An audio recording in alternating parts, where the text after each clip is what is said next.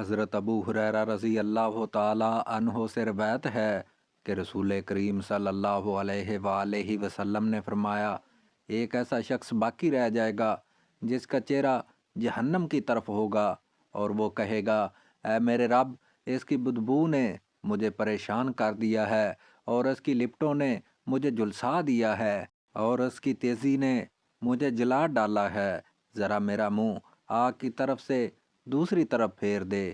وہ اس طرح اللہ تعالیٰ سے دعا کرتا رہے گا، آخر اللہ تعالیٰ فرمائے گا، اگر میں تیرا یہ مطالبہ پورا کر دوں تو کہیں تو کوئی دوسری چیز مانگنی شروع نہ کر دے۔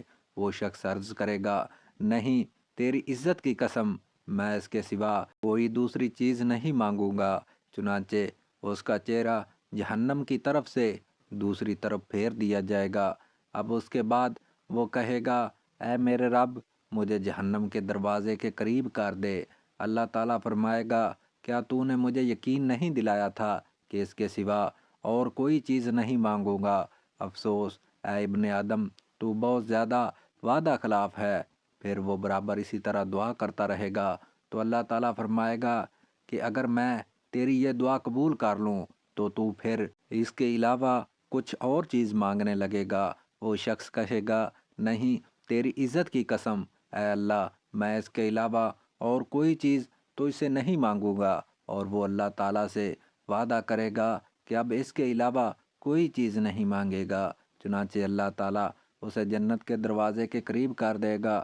جب وہ جنت کے اندر کی نعمتوں کو دیکھے گا تو جتنی دیر تک اللہ تعالیٰ چاہے گا وہ شخص خاموش رہے گا، پھر کہے گا، اے میرے رب، مجھے جنت میں داخل کر دے۔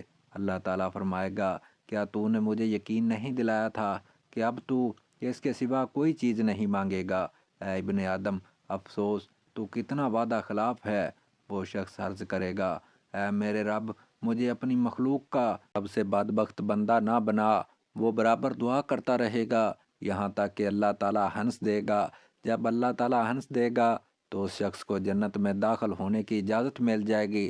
جب وہ اندر چلا جائے گا تو اس سے کہا جائے گا کہ فلاں چیز کی خواہش کر، چنانچہ وہ اس کی خواہش کرے گا۔ پھر اس سے کہا جائے گا کہ فلاں چیز کی خواہش کرو، چنانچہ وہ پھر خواہش کرے گا، یہاں تک کہ اس کی خواہشات ختم ہو جائیں گی۔ تو اللہ تعالیٰ کی طرف سے کہا جائے گا کہ تیری یہ ساری خواہشات پوری کی جاتی ہیں، اور اتنی ہی زیادہ نعمتیں اور دی جاتی ہیں۔ حضرت ابو ہریرہ رضی اللہ تعالی عنہ نے اسی سند سے کہا ہے کہ یہ شخص جنت میں سب سے آخر میں داخل ہونے والا ہوگا۔